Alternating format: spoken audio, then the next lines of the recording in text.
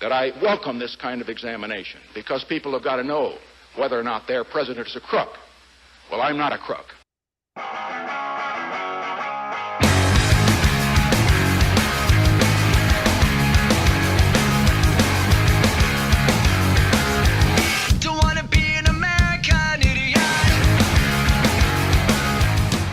We can make our beloved country the source of all the dreams and the opportunities that she was missing. Welcome to the American Idiots Podcast, the show where we take the most divisive headlines and put them to the debate with our diverse group of hosts. Join us as we leave no story uncovered and spare no politician.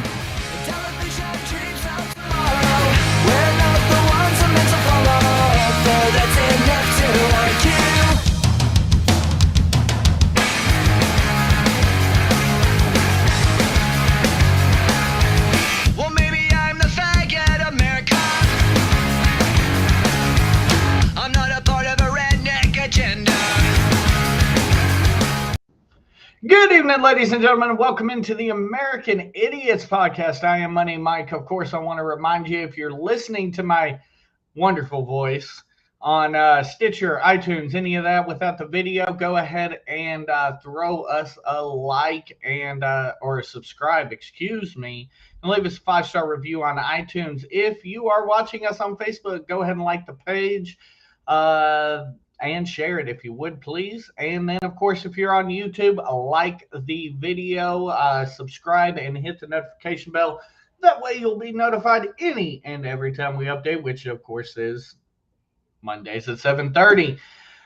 With that being said, we got quite a bit of topics to get to tonight, so I will go ahead and bring on the Manny Hispani. Manny, how you doing tonight?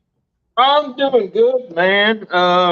Worked till 6 and then came home and dug several holes for my wife to plant stuff. And then got in here and got changed and everything. And now I'm trying to rearrange. Just trying to get things together. I always turn your camera on when you're busy, whether it be shoving your mouth full of something or rearranging. Yeah, but I can usually hide shoving my mouth full of something. I'm trying to find my notebook where I wrote my American Idiot down, and I cannot find it. Well, that's always a fun experience. Right. How was your week, brother? Week was pretty tiring, man. I've got my regular job going on, and then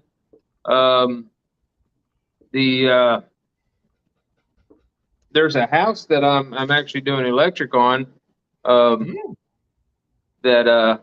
Once I get off, I was working till like 7 o'clock, and then I'd come home, grab something to eat, and then head out there until 10 o'clock.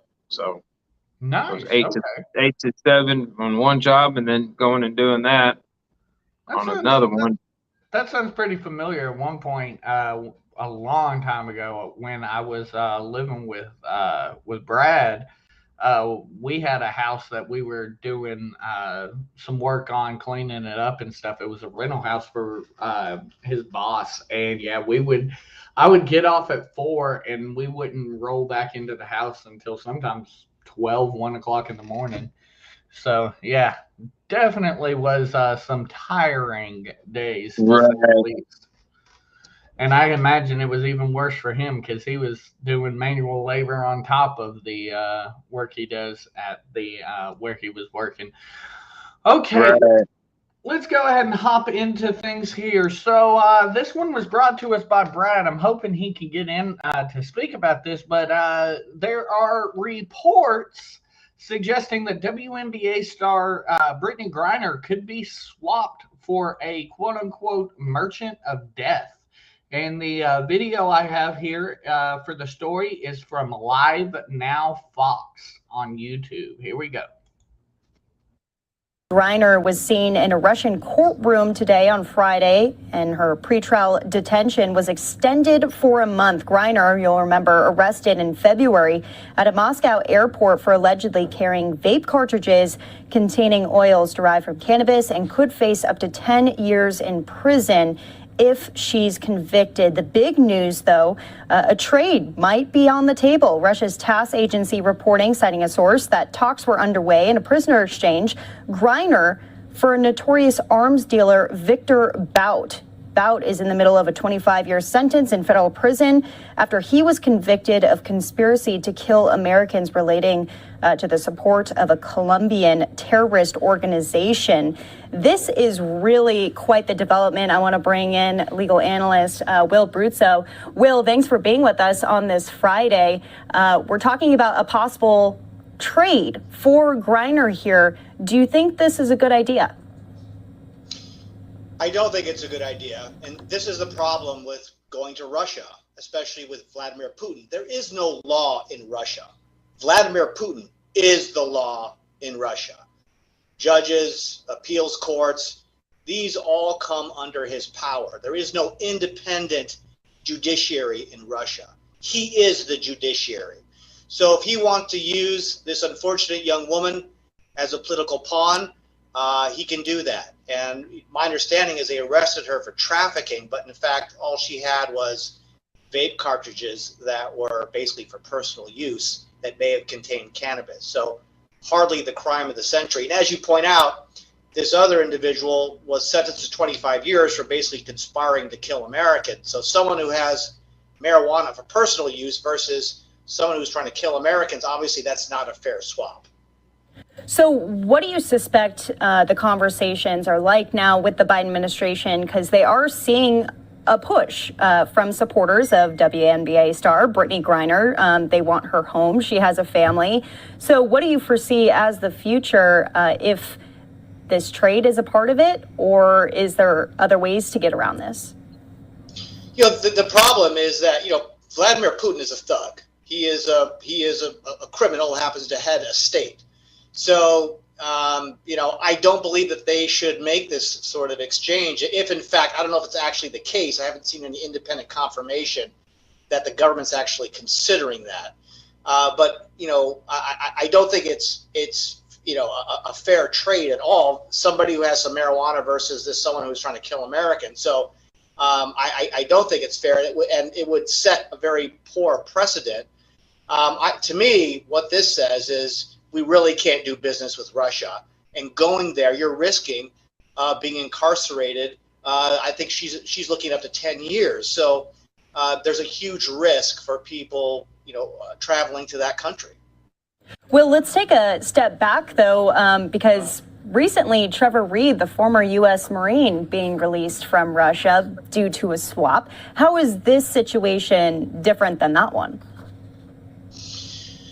Well, I think the difference here is that what she was arrested for was a relatively minor charge, a very minor charge. In fact, if she wasn't an American and she wasn't a prominent American, she may not have been arrested. And this is the problem with dealing with a dictator. You're not getting a fair shake. So, they did negotiate an exchange for the former Marine you mentioned, and that worked out. But and maybe they'll have some sort of exchange for Miss Griner. But I think it has to be something that is, we have commensurate sides where it's sort of some kind of equal thing. But this is a very difficult situation for her to be in and her family. Her timing could not have been worse. I mean, we are essentially at war with Russia by proxy in Ukraine. So she's the wrong place at the wrong time. Well, I want to read off a quote from a former U.S. intel officer to Fox News Digital saying this move will only encourage the Russian intelligence services to grab Americans on Russian soil so they can be exchanged for much more valuable assets for Putin. I think that's kind of what we've been reiterating here, Will. But I guess I'm just curious, how far could President Putin take this to see a move from the U.S. for Griner? He may hang on to her because, she's very recognizable. She's very famous in this country. She's she's an Olympic hero. But I think ultimately, I don't think the Biden administration is going to trade her for someone who's essentially convicted of conspiracy to commit murder. I don't think that's going to happen. I haven't seen any independent confirmation of it that the government is contemplating that. But obviously that would be a very poor precedent. I think it has to be two equals. I don't think it could be someone with such unequal charges or such, and the other gentleman was actually convicted of the crime. She's been accused of trafficking. My understanding is that she had personal use amounts of cannabis and vape cartridges. Yes. So far cry from trafficking. But, when you're dealing with a dictator, there is no law. And so this is the horrible threat. Putin may use her as a pawn and to extract things from the government. And that's what dictators do. Well, we've already seen an extension on this detention. I believe there's been other extensions too in her case. Do you foresee that to be kind of the future for Griner here? Everything just extended out. I think it would appear that the Russians are extending this to maybe try to get a deal. They want to get one of Putin's criminal cronies out of American custody. And this individual you mentioned is one, a criminal crony of probably a criminal crony of Putin. So he wants him out of custody, I'm assuming. But I don't think the U.S. should fall into that trap. But I tell you this, if I was an American in Russia, I would get the heck out and I would not return because clearly, it's so arbitrary. You may find yourself in this situation having done, nothing or very little to justify the charges. I want to read off this detail about Victor Bout, who is the one that they're alleging could be the possible other end of this trade here, because this is just so interesting. He was dubbed the Merchant of Death because of his notoriety for running a fleet of aging Soviet-era cargo planes to conflict-ridden hotspots in Africa. His dealings actually inspired the Nicolas Cage film Lord of War. So this is someone that Russia wants back. He is a notorious criminal. That was his job. His job was being a criminal. Miss Griner is a basketball player. Right. And so there's just they're not two equal parties here. It's not a fair trade. And I certainly hope the State Department doesn't. Last question for you, Will. What are you going to be watching in this case? Any next steps we should keep our eyes open for? Well, if there is a swap, which I think is a fair one, then by all means the State Department can engage in that. And so I would look out for that. Otherwise, I think that Ms. Griner is going to be subject to a very arbitrary court, which is completely dependent or subservient to Vladimir Putin. This is not an independent judiciary in Russia. Vladimir Putin is the law. So that's very bad. He wants to punish Americans. He's very angry at the Biden administration because we have been helping Ukraine in their fight against Russia's attack on them. And so, he's got it out for the Americans right now. And unfortunately, Ms. Griner's in the middle. All right, criminal defense attorney Will Bruzzo, thank you so much for being with us here on the show and breaking it down. We'll be keeping our eyes on this alongside you. Thank you. Okay, so Manny, let's lot to break down in that, but let's start here. The gentleman obviously, and he's right in my opinion, says that this isn't a fair deal for the U.S. to make. Let's start there. Do you see, number one, let's talk about do you look at this as I am already? If this is how we're starting out, so all negotiations start out with the bigger reach, and then you move back towards the middle, right? Is this a standard negotiation, you think? Or do you think that this is a failure on the foreign policy and these members that are working to get Griner back at the Biden administration? That this is even being discussed, I should say. We're talking about Putin, who is used to getting his way, right, and who looks at the leader of our free world as a nuisance, as a peon. Absolutely. Definitely does not fear or respect him. So for him to demand such a trade like this, I mean, it's That's what Putin's going to do. And honestly, I think it's again another kind of, I can't think of a better term, but another jab kind of out there to see how the Biden administration is going to respond. Well, can I get away with this? Maybe I can pull off the coup of the century here with this thing. Right. And he makes a huge point. You're talking about somebody that is facing murder charges against somebody that plays basketball. No, you're not looking at someone who's facing murder charges. You're looking at someone who's been convicted of murder charges. Right. Against a basketball player. I mean, and again, he kind of broke it down into whether she had enough for personal use or trafficking. It's very interesting that they did say she was charged with trafficking. Those items. I guess technically the only way I can wrap my mind around it is to say that because she was traveling, maybe is how they're going to justify that. That's kind of what I'm thinking, is the fact that they were going against some kind of border, whether it be a national border or a county border. Not sure how that was all set up. But yeah, even alcohol, if you transport alcohol from a wet county into a dry county, you can be charged with those kind of crimes. So it's not like out of this realm of possibility that this isn't like a big con job as far as what the charge is. Like, obviously she's overcharged, but they're not completely reaching. Right. It's definitely one of those things that they're applying because they can. They're wanting to make it seem as bad as they can drum it up, just to give them more leverage. Right. And I guess that sort of makes sense when you put it like that as far as the actual charge goes. Now, again, you got to look into it. What's the chances, knowing how they have utterly failed at every turn, what's the chances you see the Biden administration actually signing off on this deal? Do you think they're that stupid? We'll start there.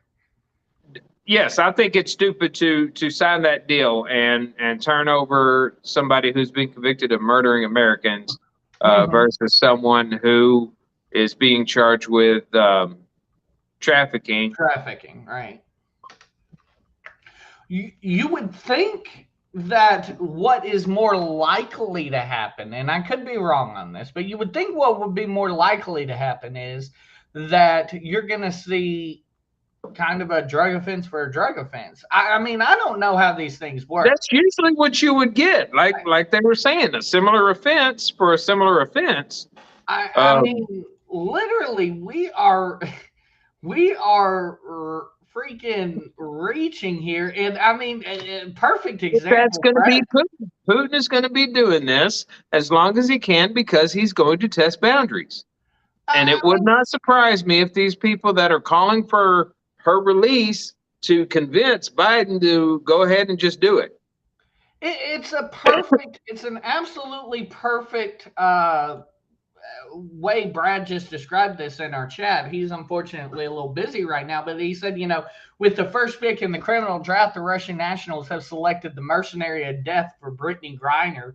I mean, really, like, when you look at a sports trade, this is like a first round surefire prospect for essentially a 7th round talent as far as being a criminal goes. Like, in no way could you justify this trade. And you're right. Here's the thing that's going to be interesting is how many people internally in that White House are saying, you know what, Joe, just go ahead and do it so that we can get her home and get the positive press. Because there are bastards in that freaking building that are willing to trade the security of the United States for Brittany Griner. And, again, Brittany, and they will view it as a win is the problem. And people will actually think, oh man, he got Brittany back. Yay. Here's the thing. And again, it sucks for Brittany. Don't get me wrong.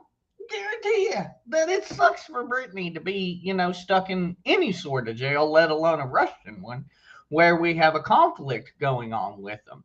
However, again, you've got to make choices here, and all they're gonna do is, I feel like if we ran out the clock on this next month, they're just going to add another month.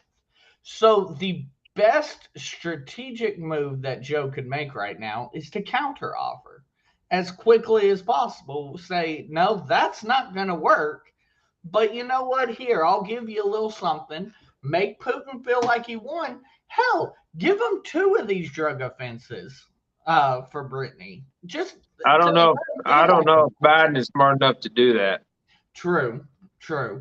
It's just really, it's fascinating to watch this because, again, I don't give him a lot of credit, but I feel like if Trump was in office, Brittany probably would have been home by this point, if she would have been detained at all. Right. If we would have even been in this Ukraine mess. And that's not to say Trump's this foreign policy genius. That's to say nobody wanted to fuck with Trump because we all thought he was crazy. Yep. I'm saying. Yeah, it's hard to press matters with someone that's off their hinges. Yeah, and I mean, again, that's not me, saying Trump's the best thing going. That's me saying people thought he was fucking insane and didn't want to mess with him. That's just where we are as far as this goes. The other big story this week, the Nebraska Governor Pete Ricketts said that should Roe V Wade be overturned in the Supreme Court, he will call for a total abortion ban in the state of Wisconsin. And we have an excerpt from the interview in which he said this on State of the Union on CNN. Final question about Roe v. Wade. The Supreme Court appears poised to reverse that. Nebraska, your state, does not have a so-called trigger law on the books, but there was an effort, as you know, to pass one. It failed by only 2 votes last month. The abortion ban that you tried to pass did not include any exceptions for rape or incest. So can you clarify, do you think that the state of Nebraska should require a young girl who was raped to carry that pregnancy to term? So Nebraska is a pro-life state. I believe life begins at conception, and those are babies too.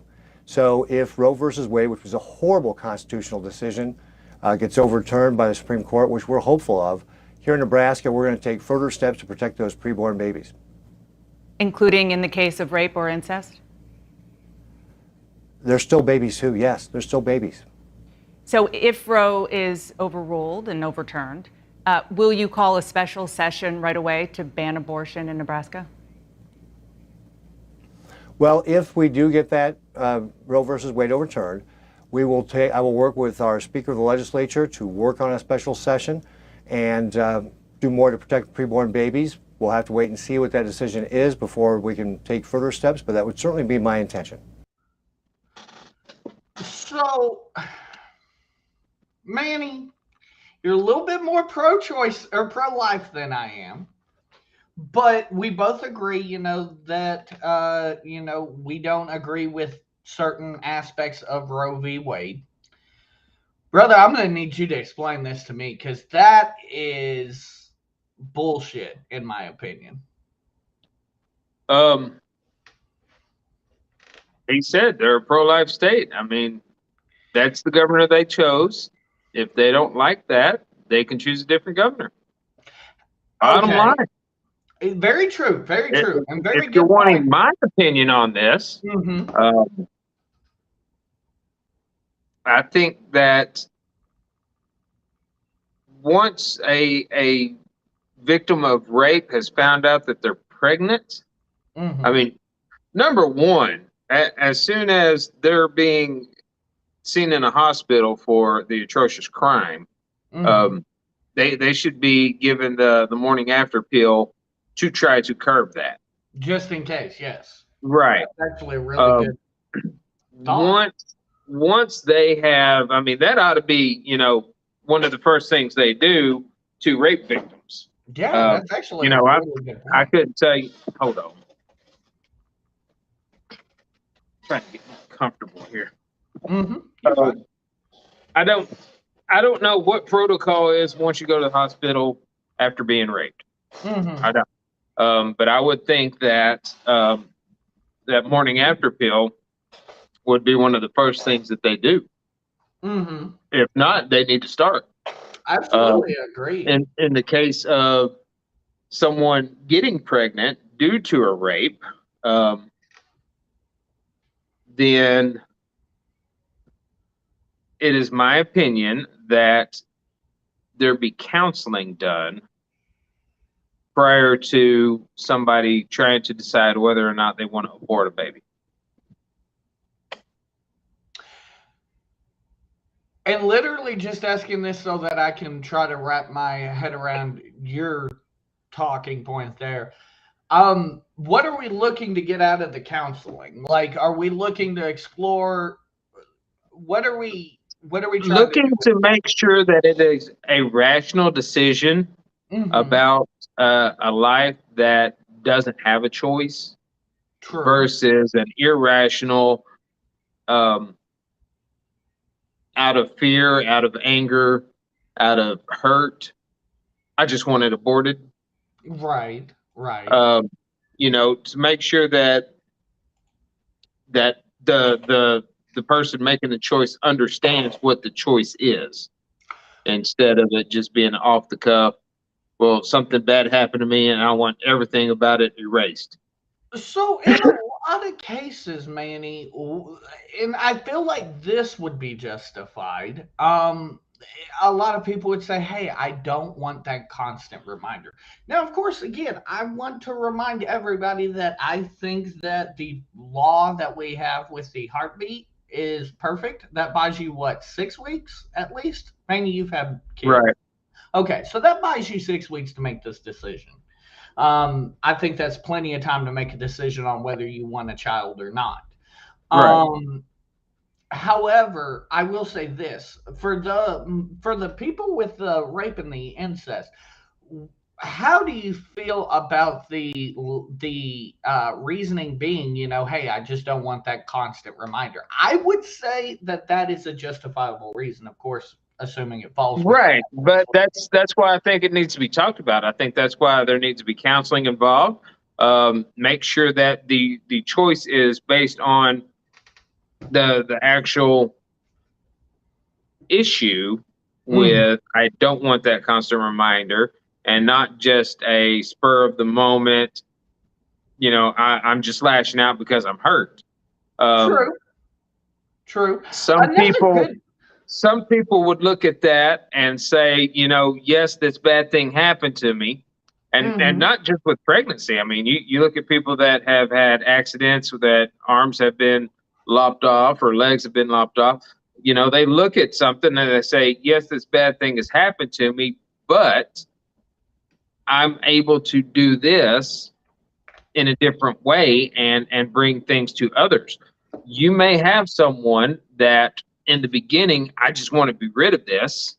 And with a little bit of counseling, decide that, what, I had something bad happen to me, and that does suck, but this child is also my child, and I can raise it to be a benefit to the human race.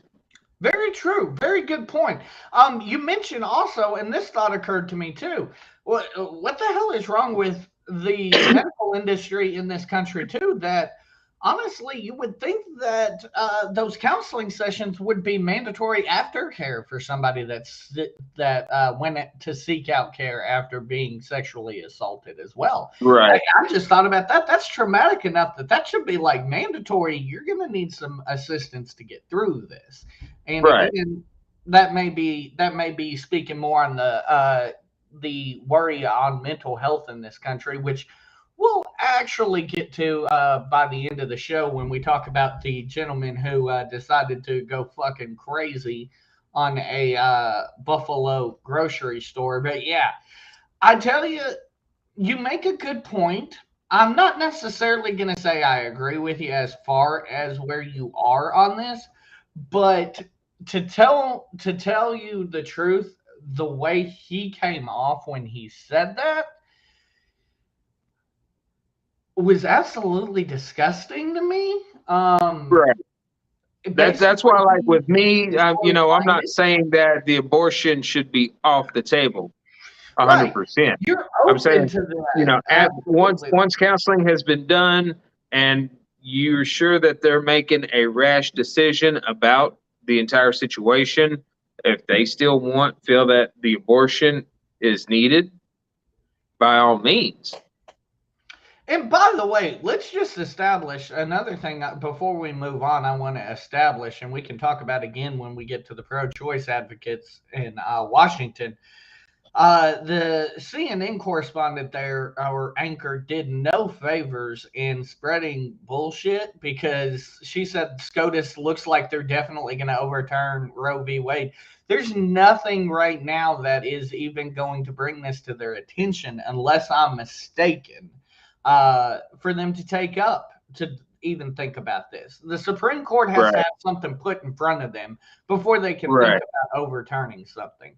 So shame on the Fox, the CNN anchor there, for even throwing that narrative out there, because it's that narrative that is making people think that there is imminent danger.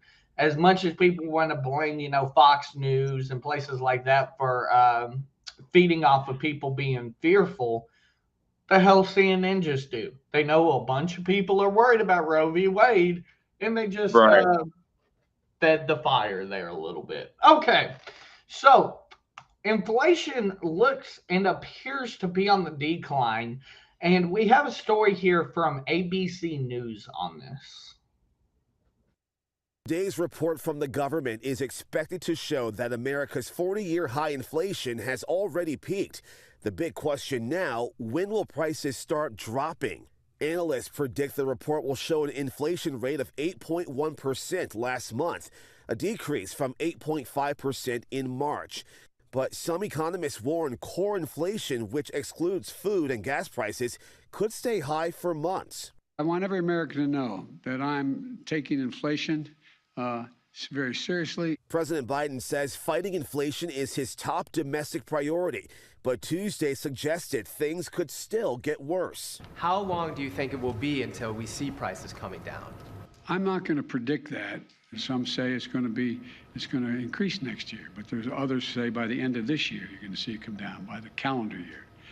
I don't know. The president pointed to several steps his administration has taken to lower prices, but blamed pandemic disruptions and the war in Ukraine for rising prices. His critics say inflation also stems from the Biden administration's overspending. He said today, for example, as you pointed out, that he bears no responsibility whatsoever for inflation.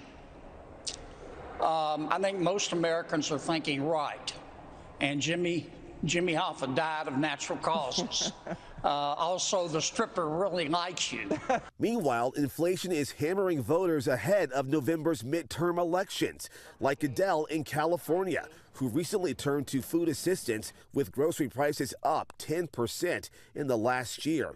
My Social Security is what I live on, and sometimes I don't have enough food by the end of the month. And Flor Torres in Maryland now working 2 jobs to cover the cost of gas. I try to budget myself as much as I can. Lately, I've been using the credit cards, but sometimes you got to do what you got to do. With the negative economic news piling up, Republicans are poised to take control of Congress in the fall. We've got the highest gas prices ever. We've got low labor participation. We've got a GDP that's declining. So, he doesn't have any ideas. He was confusing. He put up no ideas what he's going to get done. And today, President Biden heads to Illinois, where he's expected to announce steps to lower food prices. He's also considering lifting tariffs on Chinese products to lower prices on those goods. Hi, everyone. George.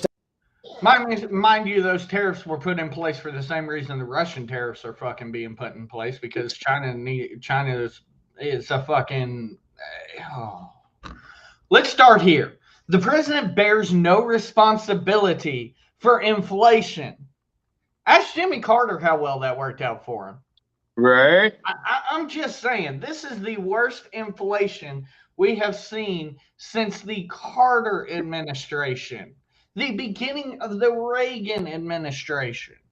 If you need another slap in the face that this guy, and I mean, let's be honest here, a lot of people think Jimmy Carter is a great person and a great human being, and I wouldn't disagree with him. As a president, Jimmy Carter was absolute garbage and bottom 5 of all time.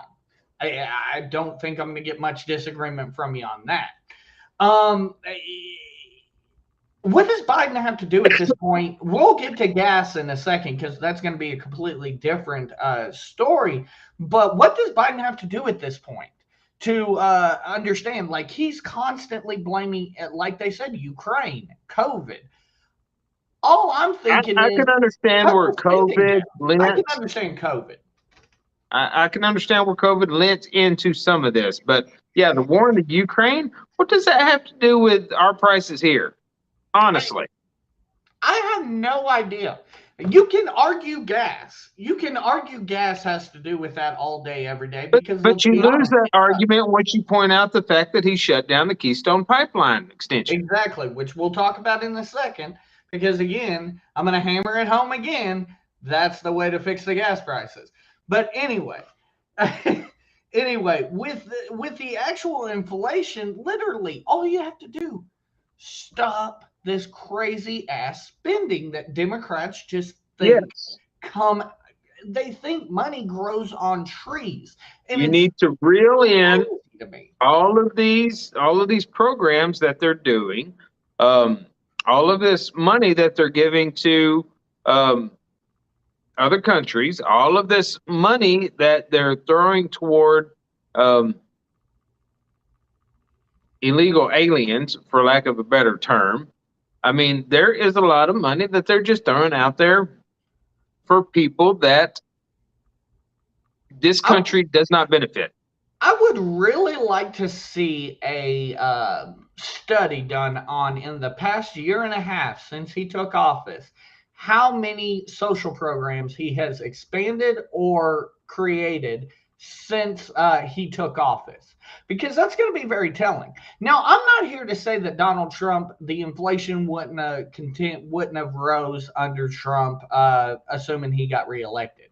And the reason why I say that is I still think I think the biggest part of this inflation is the economy's reaction to the stimuluses that we got during COVID. And that's where I think COVID does tie into this. However, right. But do you think that the stimuluses would still have been as much as they were, or as frequent as they were, or as large as they were? And I use the word large with the reaching to every individual, not just the individuals that need it. So we got so if I remember correctly, and if my math's wrong, let me know, Manny. We got 1,200, 600, and 1,200, correct? It seems right, yeah. Okay. I believe if Donald Trump would have been elected, we would have still seen that 600 because that was in the works. So we would have seen the 1,200 and the 600. I believe we would have gotten a third check under Donald, but it would have been another 600. I do not think we would have gotten the 1,200. And do you think it would have been everybody, or do you think it would have only been specific people that really needed it? Nothing shows me that he would have stopped it from going to everybody. That's why I think more realistically, he would have cut it in half. The guy's very smart. The guy's very intelligent when it comes to money, whether people want to talk about how many bankruptcies he's committed or what have you.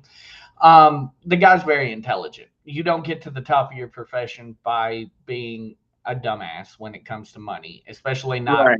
I mean, people can point out the bankruptcies all they want, but technically bankruptcy is a tool. But I do think that we would have seen 600 for everybody again. I I think that the pressure would have been there to see the 600 again. I think that one would have happened the second time rather than another 1,200, which would have mitigated a little bit of this. Not to mention, again, like I said, I want to see a study of how many social programs have either expanded or been created since the beginning of the Biden administration, because that's the other half of this. You can say half of it's the stimulus. The other half of it is just this uncontrollable, crazy spending. And Democrats and leftists are still pushing for a Green New Deal. Knowing that prices at the supermarket are going up like crazy. Yes, they're pushing for the Green New Deal, and you have people. I read something the other day that was talking about a lawsuit coming for unemployment, because the unemployment benefits for the COVID stuff are about to end. So you have governors that are trying to sue to make sure that that unemployment stuff continues to go. And that's the third thing, honestly.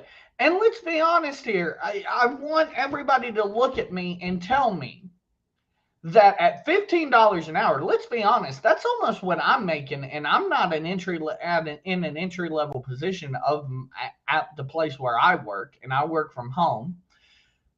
But at $15 an hour, you're telling me you're not willing to go flip burgers because you'd rather sit at home and collect an unemployment insurance check. That unemployment insurance should have ended, I'm going to be nice and say 6 months ago. Any additional COVID unemployment funds should have ended at least 6 months ago. There is absolutely no data in my mind to show me that anything additional for COVID is necessary at this point. We have UAMS. The other day, a couple weeks back, I was at midweek ministry at my church, and a gentleman who works at UAMS hospital said that they're shutting their unit down. Once we start seeing these hospitals shut their dedicated units down, this additional COVID assistance needs to go away, because there's no additional, I can understand if there's additional hardship upon Americans. But the only thing bringing additional hardship upon Americans right now, to me, is inflation. Are you going to, like, literally, you're saying that governors are suing, and that's mind-blowing to me, because we're at least, if you want to listen to the experts, we're like 2 or 3 months post-COVID being a pandemic. I believe we're 6 months to a year post-COVID being a absolutely emergency pandemic. I don't think that we've seen numbers go freaking through the roof. This school year, I remember at the beginning of the school year, Manny, me and you talking about how masks at school, and I thought the numbers were going to skyrocket. Guess what? They didn't. Right. And at that point, that's when we needed to start realizing, okay, interesting. Maybe we need to start thinking about, okay, maybe we can start handling this. And again, we keep talking about this COVID situation. It goes back to the truth. We're going to make ourselves a society that is completely clean, completely sterile, and open to the smallest of bugs taking over worse than COVID did. Yeah. It's gonna be interesting. And speaking of inflation, and I just referenced it. We referenced it multiple times. Gas prices are skyrocketing. I have never, ever in my life seen gas prices over $4 at a gas pump, and we have that now. So we have this story here from NBC News on the gas prices. With the impact of rising prices everywhere and the pain that's causing millions of Americans. Yeah, the new April numbers revealing that inflation still remains close to a 40-year high. And you've likely noticed just about everything costs more now, from the grocery store to the gas pump. According to AAA, the average price of a regular gallon of gas, do we even want to talk about this? It's $4.42. To put that into perspective, that's up 18 cents from just a week ago and more than $1.40 from last year. One of the states really feeling the pinch is Georgia. It ranks 7th of all states in miles driven by residents per year. And that is where we find NBC News correspondent Ellison Barber. She's in Gainesville, Georgia. Ellison, great to see you. Good morning. Over the past few years, Georgia has been at the center of the political universe. What are people there saying about the rising cost of gas, and who do they blame?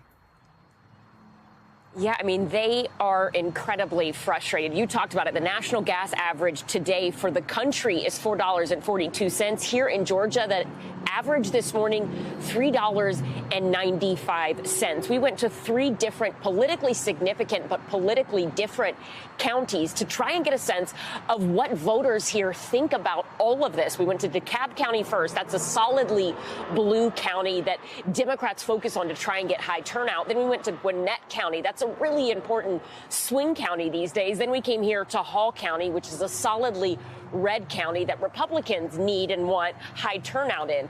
As we spoke to people in all 3 counties, every single person told us they are frustrated with the prices that they're seeing at the pump and in the grocery store. They say they feel like it is not sustainable.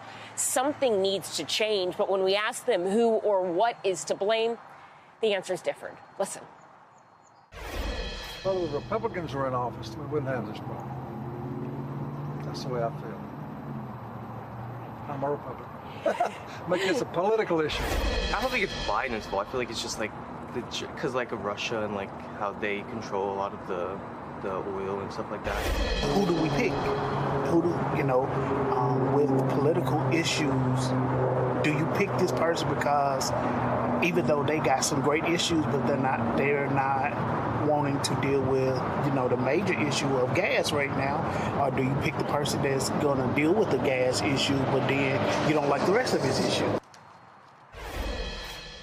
Okay, so bear with me for a second because I'm going to try and do a little bit of math. We were talking to a gas station, a business owner yesterday. He owned, 1 or 2 gas stations, and he said, look, this is actually really bad for me as a business owner as well. He said the prime price that he was paying to buy a gallon of gas from Chevron was $3.37. He said he has to pay about 31 cents in federal taxes. In Georgia, the excise tax, that's gone at least until the end of the month. The governor suspended that. He said then there's also sales tax, not to mention that you have to pay the guy or the person who delivers the gas. So he says they're paying roughly $3.68 a gallon. He was selling it at $3.89. He said typically right now they're only seeing a profit margin of somewhere between 10 and 12 cents per gallon, and they're actually really relying on the things they're selling inside the stores to make a profit. So he was saying, all in all, he's hearing from customers they're frustrated. He said he's frustrated as well. Vicki? Well, Georgia also has a Senate seat on the ballot this November, and in a state that has a notorious traffic issue, infrastructure issues. What are the candidates saying they're going to do to fix these problems? Yeah, the question is this going to be a campaign issue? When you talk to Republicans, they say, yes, absolutely. The leading Republican Senate hopeful right now, Herschel Walker, in a statement from his campaign given to NBC News, he said this, quote, President Biden and Senator Warnock have managed to destroy the U.S. economy in just 16 months. I'm hearing from Georgia voters who say they didn't know a vote for Senator Warnock would cost them an extra 8.3% inflation tax on everything. These policies don't just happen, he says. They are a direct result of President Biden and Senator Warnock canceling the Keystone Pipeline, shipping American jobs overseas, and recklessly spending money we don't have. Senator Raphael Warnock, the incumbent Senate Democrat, his campaign told us this, quote, Reverend Warnock is laser focused on lowering cost for hardworking families all across the state. He is leading the fight to freeze the gas tax, cap the cost of insulin, and bring down the cost of prescription drugs, while also holding big corporations that are making record profits accountable for price gouging.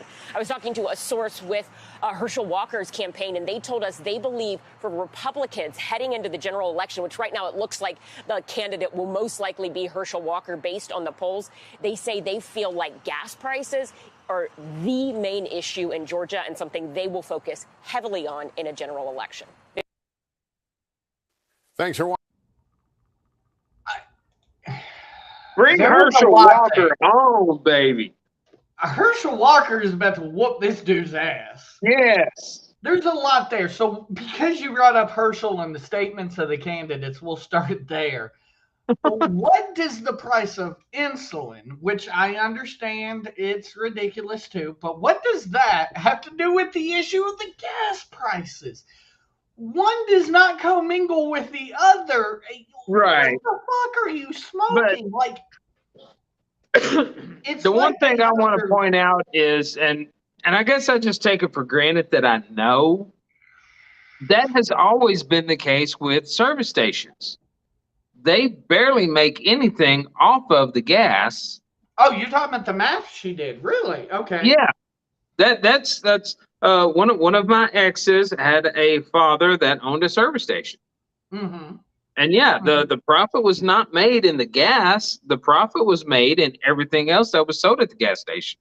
So you're saying that this owner is kind of just woe is me, and to kind of be like, hey, I'm hurting too. Yeah, well, yeah, he's trying to point out that they're not the ones that are raising the prices and getting rich off of it. Which is understand. That's why I'm saying that I take for granted that I know this information.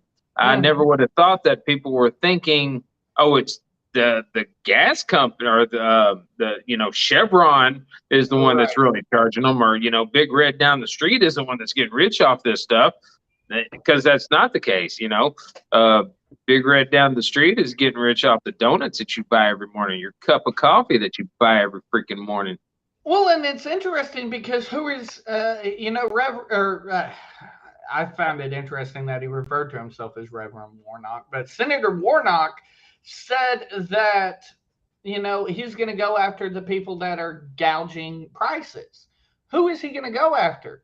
That same gas station owner that's making 12 cents a gallon profit?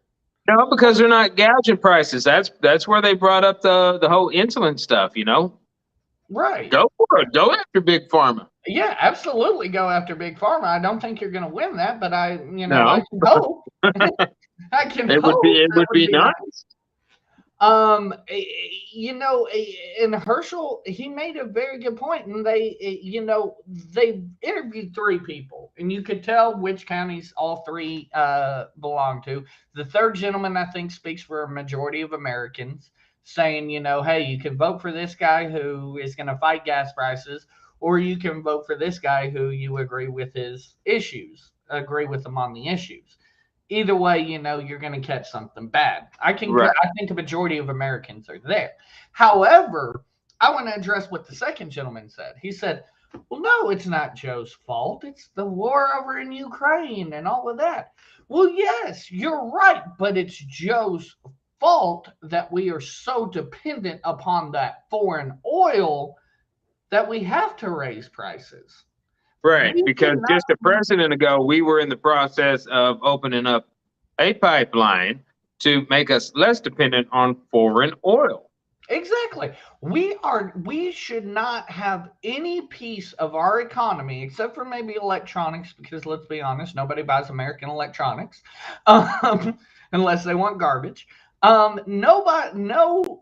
No way, shape, or form do I believe that our prices on anything should be reliant upon anything that's happening outside of the U.S.'s control. And that's where we are with gasoline. Again, the problem you have is a administration that is trying to pander to these woke, whiny ass babies that think that their Green New Deal is going to save an entire planet. Again, here's the thing. It took generations to get us in this state that our planet is in. It's going to take generations to fix it. I'm sorry, you cannot fix it in one generation. I don't care what you say. But there have been heating and cooling patterns across the world far before you and me were here. Yeah, exactly. That's the ridiculous part of all of this. In this assertion, this beautiful thing that Democrats like to hand to left-leaning individuals on a silver platter is this vision of Sean used to call it a utopia, where everybody gets along, everybody's on the same level playing field, We can cure everything within a generation. It's absolutely insane. You're talking about literally something that it's not possible. And while Democrats Dare live in I fantasy say, land, do what? it is a bit narcissistic for humans to think humans are the one that is doing this to the planet. I will say this: I feel like we contribute a lot more than any other animal that lives on this planet. Other animal, yes. But I mean, there are a bunch of different nations around that are not in check in any kind of way. And for Right. some reason, we think we're the ones that have to bend and bow to every little thing in hopes to turn things around. And mind you, when the world is heating up and global warming and all of that shit happens, it's not just going to happen on the places where they're not green. It's going to happen the whole world over. So you're not only But I fighting doubt for it's the going to be US. because of us using the fossil fuels that we use. I mean, Exactly. you look at earthquake, India. or Good not Lord. earthquake. Have You you look seen at some of their volcanic videos? eruptions. You look at solar flares. You look at all kind of outside things that happen to this planet, and we want to think, oh, it's dying because of us. We're gonna survive because we're green. We're gonna survive. Our part of the world isn't gonna blow the hell up. It's gonna be everybody else. Like, honestly, I'm sorry to be this grim, but we've set the wheels in motion for something that, let's be honest, unfortunately, due to stuff that happened long before any of us were alive, is almost irreversible. Right. And it is what it is at this point. There's nothing we can do. A Green New Deal isn't going to help. Putting yourself on the street, which, let's be honest, at this point with inflation and everything, it's only going to get worse if we enact this Green New Deal. It's not going to help. It's not going to help at all. And like the reporter said, something's got to break. And I have a feeling come November, when we're doing our election coverage again, it's going to be the Democratic Party, and it's going to be rough. I'll tell you, at this point, I do not have enough. I was thinking about this Sunday. I do not have enough confidence in the Biden administration to pivot and do something better. Let's look at 2012. Barack Obama, who we all would agree is a stellar candidate, up until the last 7 days was in the fight of his political life with Mitt Romney. Mitt Romney, some could argue, without that 1% comment, he would be the president. He would have become the president of the United States, defeating Barack Obama. Are you going to look at me and tell me that Joe Biden is a better candidate than Barack Obama? You're kidding yourself. Well, a lot of people were hoping that Joe Biden was going to be third term of Barack. Yeah. And unfortunately, where Obama succeeded and did things well, and again, fundamental differences, but I'll call a spade. Obama did do some things that were very intelligent. Obama learned how to reach across the aisle. Obama also learned how to circumvent Republicans, which, I mean, is neither here nor there because so did Donald Trump. But at the end of the day, he had some support behind him. Nobody has confidence in Joe Biden. Speaking of Joe Biden and the failures that we keep hammering him on tonight, it seems like all of a sudden this has turned into a Joe Biden's a dumbass show. But the Ukrainian President Zelensky wants Russia designated as a terrorist state. And we have a story here from CNN. Congressional delegation led by Senate Minority Leader Mitch McConnell makes an unannounced visit to Kyiv, where they met with President Zelensky. As you see there, Zelensky said the visit is, and I'm quoting now, a strong signal of bipartisan support for Ukraine from the United States Congress and the American people, end quote. CNN's Melissa Bell is in Kyiv. So, Melissa, any details emerging from that meeting?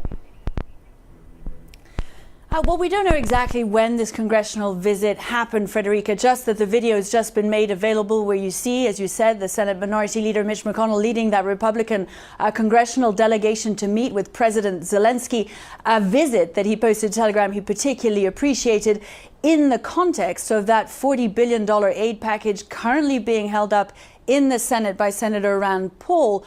The expectation, of course, is, Frederica, that given the bipartisan support it has, it will get through. The question is when and how long is it going to take for that to happen? So I think a strong signal being sent by those senators coming all the way to Kyiv, meeting with President Zelensky, of their support. And that's what he expressed his thanks for in that Telegram post, saying that it spoke to him of the strong bipartisan support there was, and that this was gratefully appreciated by the Ukrainian people, who really appreciated that support for the democratic values of Ukraine and their fight for their country. Now, of course, as I mentioned, it is that question of time.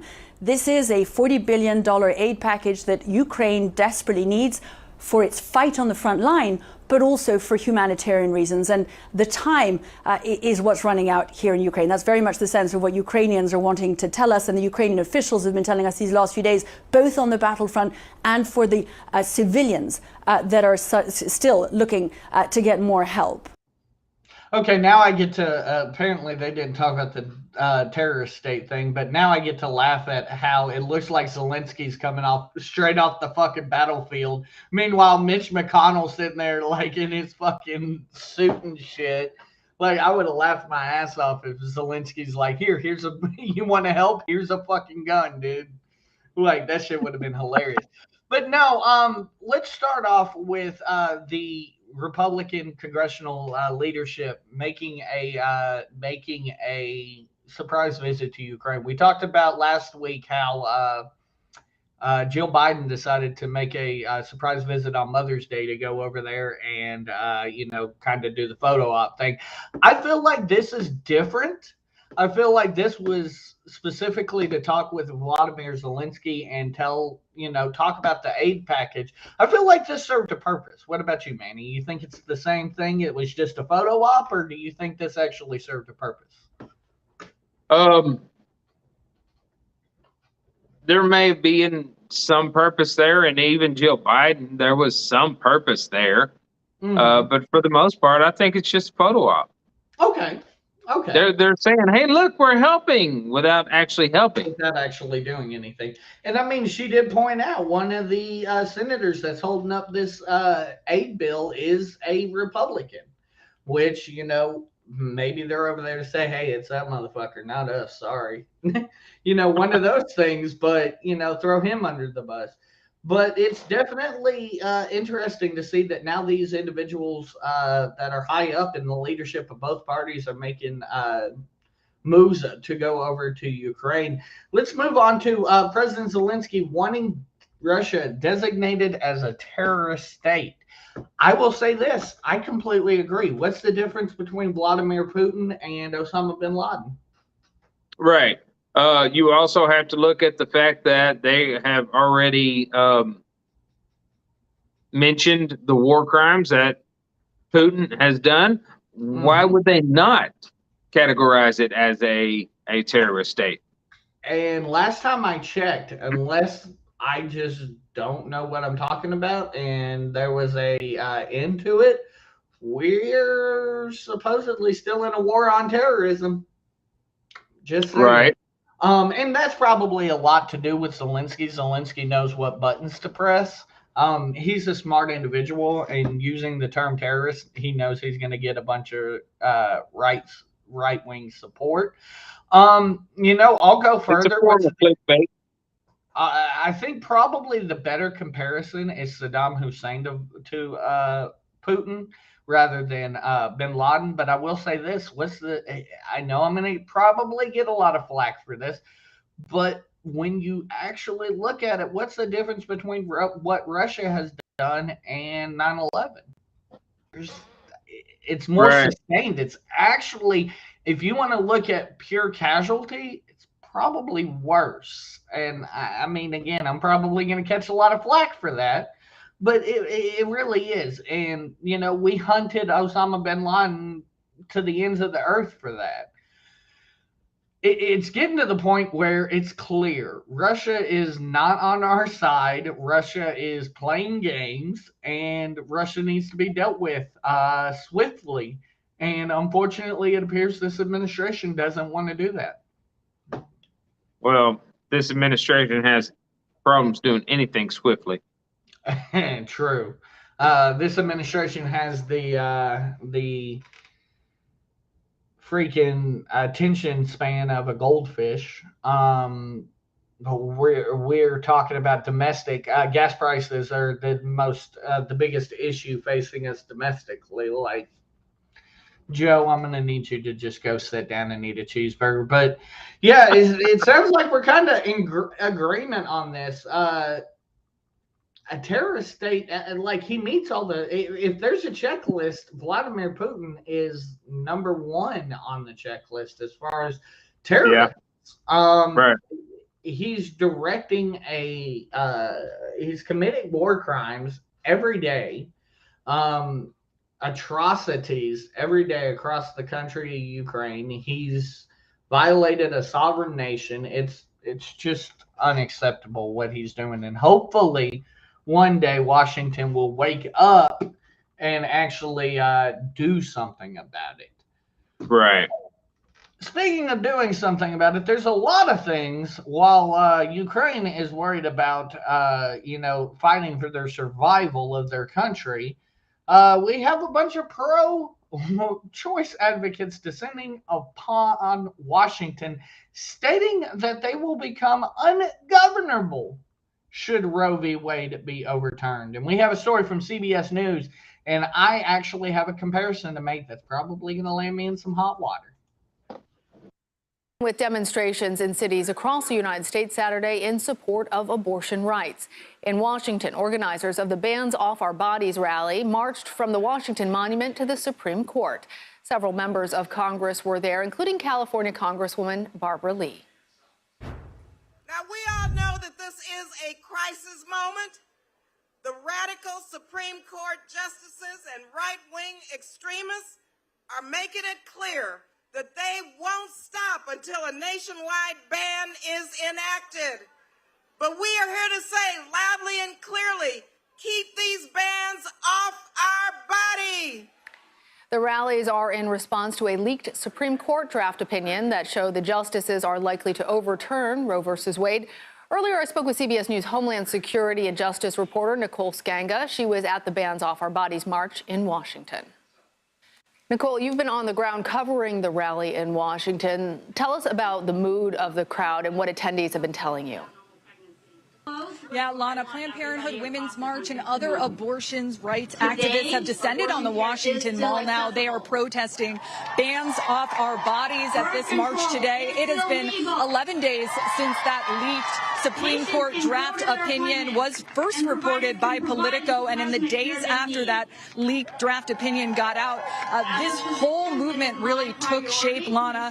I want you to take a listen to one of the organizers, Kelly Robinson, executive director of the Planned Parenthood Action Fund. She told me that their message is simple here today: keep your bans off of our bodies. And they're arguing here that the Supreme Court has rolled back a constitutional right to abortion. Take a listen. We will always fight for what we know is just, and that includes abortion. We're out here with a simple, clear, and powerful message. Keep your bans off of our bodies. The Supreme Court leaked their draft opinion that really showed what their intention is: to roll back our fundamental right to abortion access. The first time they've ever rolled back a constitutional right. People are angry. They're fired up. This is a rally where we're going to make our voices heard. And Lana, organizers tell me they're concerned that this decision will impact not just women's access to abortion here in the United States, but it will set a dangerous precedent for other critical civil rights that are protected right now from Supreme Court decisions, including granting Americans the right to same-sex relationships, to marriage protected by Lawrence versus Texas, and marriage equality in Obergefell versus Hodges. This is a national day of action, we should point out. So while there are thousands here in Washington Washington, D.C. There are also protests that are happening in over 400 locations nationwide, including big crowds in places like Chicago, Los Angeles, and New York. Nicole, you mentioned that leaked Supreme Court draft suggesting that the court is likely to overturn Roe versus Wade when it rules on Mississippi's controversial abortion law. Given that, what are organizers and people at that crowd hoping to accomplish with this demonstration, and what might we expect from abortion rights advocates moving forward? Yeah, Lana, I have heard from protesters here who have traveled as far as Pennsylvania, North Carolina, right here in Washington, D.C. to have their voices be heard despite the rain and wind here. It is an energetic crowd. We have seen some counter-protesters, but by and large, this is an overwhelmingly pro-choice group of individuals standing here beside me. Organizers expected 17,000 people to show up. It's unclear if that many people are here, but certainly there are thousands. A lot of energy. Frankly, I've met a lot of protesters who were here nearly 5 years ago in January of 2017 following the inauguration of former President Donald Trump, who say they can't believe that they have to be back here today fighting for their rights once again. A lot of personal stories being shared. I heard from one woman who traveled from earlier this morning from southern New Jersey. Her name's Sarah Cornell. She shared her personal story with me. Take a listen. Guess what? Who's ready to march? This is a really heartfelt matter for me. I had an abortion some years ago. I needed to escape in a domestic violence situation, and that abortion allowed me the financial stability to take me and my children out of that situation. And so I want to make sure that my daughter has the ability to do that any woman in a domestic violence situation has that right to leave.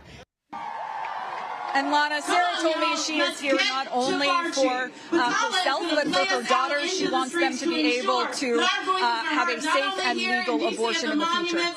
All right, Nicole, thank you very much. Thank you. I feel like I've had this look on my face quite a few times tonight when we've come back from clips.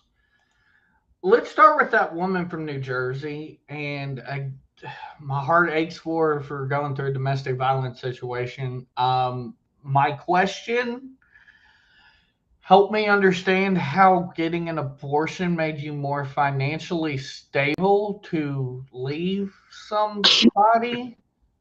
Right. You had to put out money for that abortion, but like, did money come in? Were you paid to go get an abortion? Right. I mean, having the baby would have given you even more money because of all the programs that are out there. Right. Anyway, hot take time. If that would have happened, then it would have been a bunch of right-wingers. They wouldn't have had senators there. There would have been an inquest. I'm just saying. Anyway, no, all jokes aside, January 6th was completely different than what happened this past weekend, and we all know how that ended, and what the main difference is. But I will say this: if that was a bunch of right-leaning Republicans doing the same thing, there would have been a lot more backlash, I feel like, than is what's going on right now. Now, with that being said, I don't agree with overturning Roe v. Wade. I agree with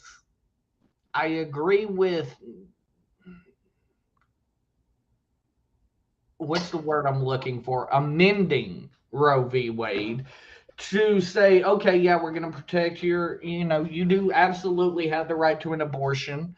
However, meet one of these requirements: medical necessity, rape, incest. I'm confused again, because you heard them drawing the comparison again that if Roe v. Wade is overturned, all of a sudden same-sex marriage is going to be overturned. All of a sudden marriage equality is going to be overturned. That's the only way they get supporters to back things that they want to back, is to compare them with other things that they know other people are into. They call Republicans, again, fearmongers, but that's exactly what these these people creating this protest are doing in this country. Is they are rallying people behind this fear that all of a sudden their choices are going to be taken away from them.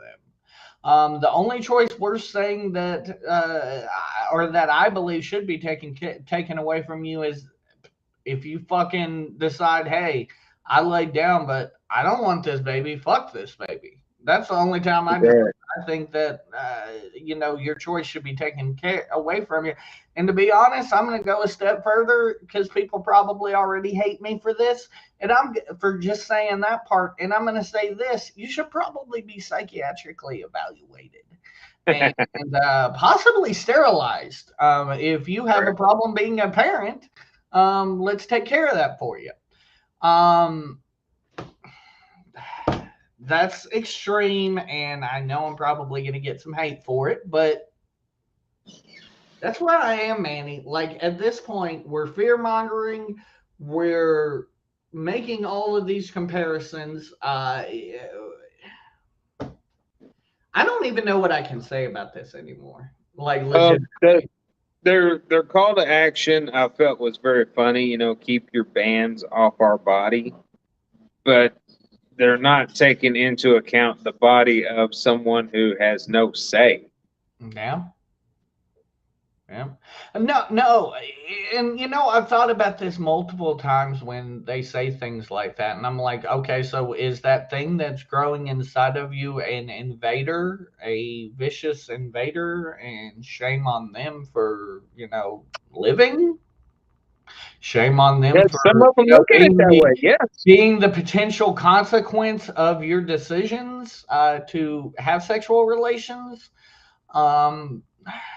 It's mind-blowing to me. Yeah, it literally is mind-blowing to me. Some of the things birth control for male and female. You have morning after pills. You have things that you can do up to that 6-week mark. I mean, what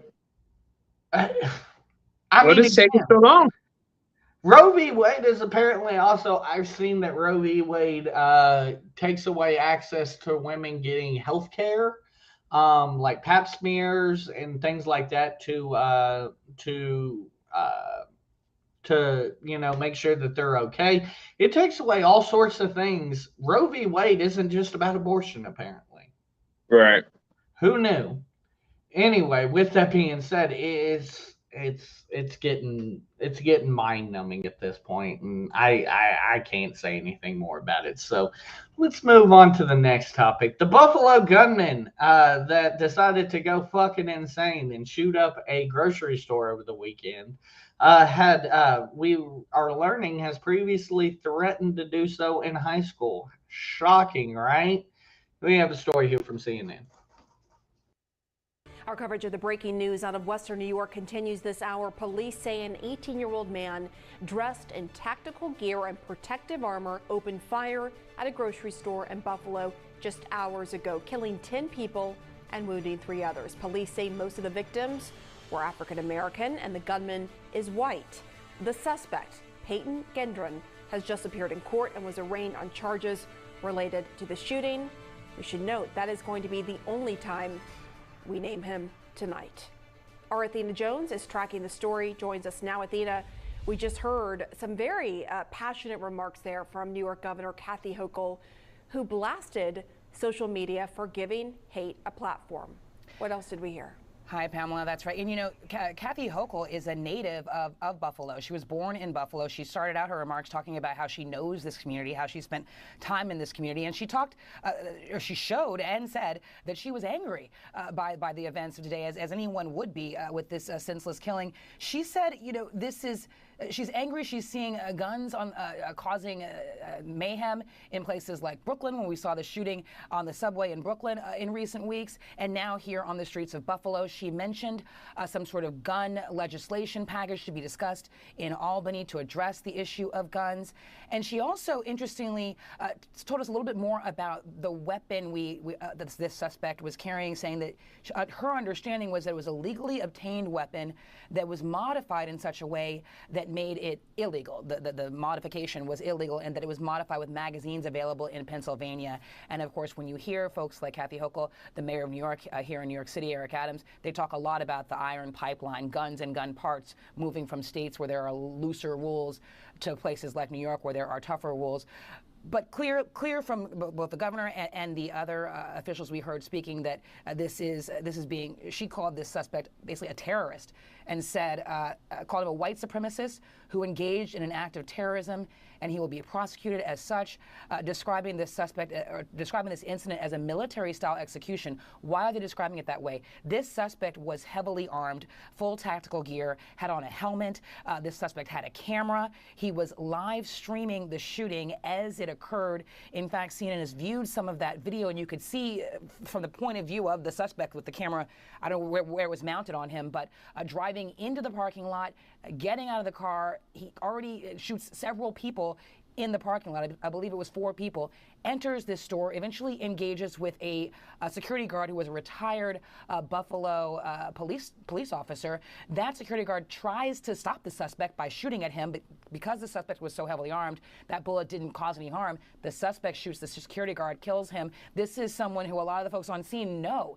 And so there's a lot of anger and concern in this community. People just going on an ordinary Saturday, like so many of us have done on multiple weekends in a year, to go and do your errands, go to the grocery store. And now 10 of those people will not be coming home for dinner, as we heard the governor note. We also understand that there were a total of 13 people shot. 10 of them were killed. 11 of those 13 people are black. That is our understanding, and so that is one of the reasons that authorities are saying that this is a hate crime. There is also other evidence that we don't know the full details of yet. So there's been mention of a purported manifesto posted online in connection with this shooting, and other evidence that may come to light and be reportable. But it's unusual to see authorities say so quickly after something like this happens. This only occurred at about 2:30, and within a couple of hours, you had members of law enforcement saying this is indeed a hate crime and is being investigated as such, something racially motivated. More from the folks we heard Kathy Hochul say that I thought was also very interesting, given the recent news out of the Supreme Court. She said that she's going to be, in addition to talking about guns and potential guns legislation in Albany, she said that she's going to be preparing the state of New York for a coming ruling or expected ruling by the Supreme Court of the U.S. that could allow, it's regard to a New York law against concealed weapons. And so they're worried, Governor Hochul is worried that the Supreme Court could rule against this New York law, which would allow, it would require a lifting of restrictions on people carrying concealed weapons outside the home. And so that is yet another concern among many that are stemming from this shooting. Also things like whether there could be copycats. Pamela. Yeah, that is an ongoing concern for sure for law enforcement at this hour. Athena Jones, thank you. That was a lot to report there. We appreciate you wrapping it all up for us. Okay, Mamie, that's about all I'm gonna do with that. Very interesting. I have not seen this manifesto. Very interesting if things come to light that this was racially motivated. Number one, the dude's already a candidate for the needle, and if New York doesn't have a death penalty, shame on them. Because this dude absolutely deserves it. Hopefully, he will be a federal prisoner and thereby I guess that's where the hate crime comes in. Maybe that's their way of getting a death penalty on this, because obviously the federal government still does put people to death. Dylan Roof was sentenced to death, for example. Of course they started talking about, more gun control and stuff like that, and I didn't really want to hear that part of it because I want to kind of talk to you about it. We know that the Buffalo gunman has threatened in high school to do the same damn thing. Here's my thing. That isn't an argument for more gun control. That's more argument that we need to be enforcing the gun laws we have. This gentleman should have never had access to a firearm. This is a law we have. And you have to look at different things too, Michael. I mean, you said that he was talking about this back in high school. Mm-hmm. He's 18. if he's out of high school, it just recently happened. Yeah. So, I mean, they could be wording that to make it sound worse than it was. You know, he's been doing this since high school. Well, guess what? He just got out of high school yesterday. Yeah. I mean, that could have been the first time that he brought it up. There are 18-year-olds that are graduating every fucking year, so you're right about that too. So I would like to know how far back it actually goes. You know, does it go back to the 9th grade? Is there some evidence from 10th grade? Which and by all means, they do need to find out, you know, if it was a racial thing. Because if it was a racial thing, then by all means, you know, look at him with a hate crime and all of that. But if it just happened to be, you know, oh, I'm going to that store because it's just down the road, that's not a hate crime. That's a crime of convenience. It's not. And, you know, I was sitting there thinking about that. They were pointing to 11 of the 13 people killed were black. That alone doesn't scream hate crime to me. What could scream hate crime to me? I want to know what's in this manifesto. I haven't heard about it yet. So, yes, I'm open to the idea that this was absolutely a hate crime. If he has problem with minorities or African Americans in particular, and he chose this place because it was frequented by African Americans, then yes, that is a hate crime. Absolutely. But if it just happened to be the closest store to him and it was just down the road, and he just decided, I'm going to go there and start pulling the trigger, that's not a hate crime. Absolutely, 100% agree there. Again, I can't state this enough, though. This is the reason why we have the death penalty. Guys like this that are literally, I mean, I hate to compare any human to a dog, but this is a guy that cannot be reformed. I'm sorry, you can sit there and tell me that. I'm just concerned. I don't know if I can sleep tonight. You know, I've got all these magazines around, and the news keeps telling us about how deadly magazines are. Yeah, the damn magazines, them high capacity magazines. So if you have a really thick one, we're screwed. I mean, that's pushing some pages there. That's pretty thick. Okay, let's go ahead and move on to our final topic, the American Idiot of the Week.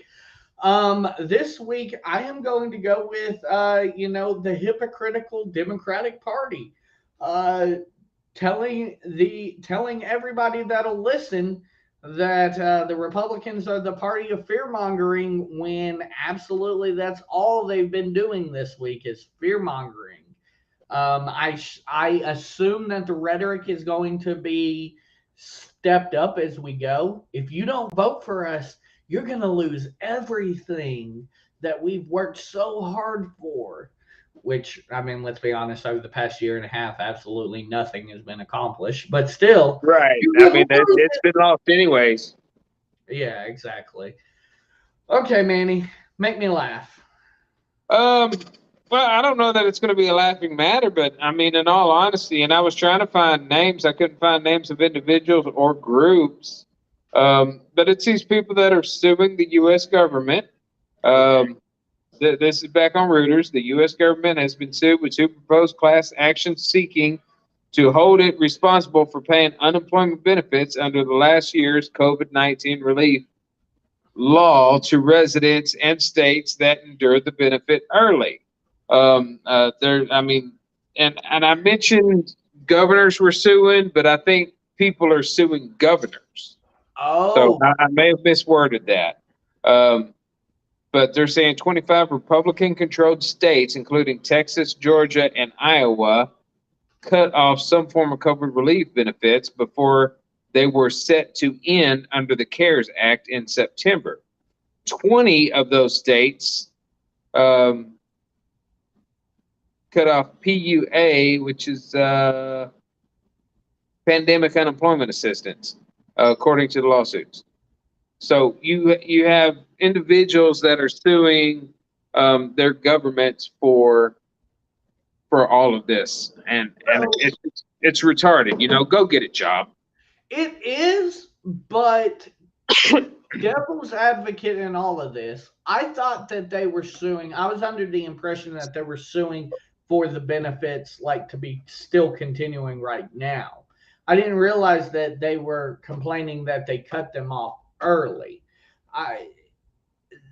And I'm not saying that they're right. That though, what you just described to me, they may have a case, because they did cut it off before the federal government. Does the federal government or do the states pay uninsurance or unemployment insurance? What's that question? Do the states or the federal government pay unemployment? If I'm not mistaken, it's the states. Well, then if it's the states, then there really isn't much. The federal government was telling the states how to do their job. Right. While workers have sued some of these states, this lawyer for the plaintiffs, the lawyer for the plaintiffs is named Danny Rosenthal of James and Hoffman. So I guess I'll name Danny Rosenthal as my American idiot for taking on the case for these people. Said he believes Monday's lawsuit was the first seeking recovery from the federal government. I was about to say, does he have a ambulance chasing side gig too? Because he sounds like he probably is one of those opportunistic lawyers. Oh man! So, I mean, that's. I don't know. I just think it's retarded to sue the government when absolutely. when you're very capable of going to getting your own job. Don't get me wrong. I completely agree with you. It's just, unfortunately, I think that depending upon who pays unemployment benefits, they may actually have a case. Right. But with that being said, Manny, that's pretty much all I got for tonight. Anything you want to go over before we get out of here? Nah. Right on. Well, ladies and gentlemen, we will see you next week. I'll probably piss some more people off. Good night, everybody.